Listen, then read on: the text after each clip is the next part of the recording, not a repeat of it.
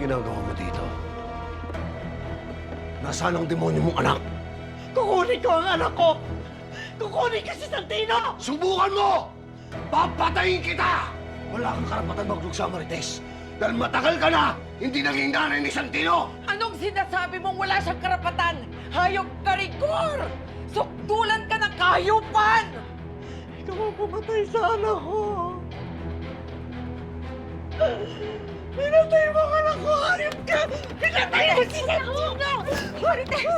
Napakasaya naman yung mag-asawang yan. Hindi na natapos yung buhay sa pamilya na yan. Kaya nga, kawawa ng si Santino. Ang pagkawalang kwento mo, Ila!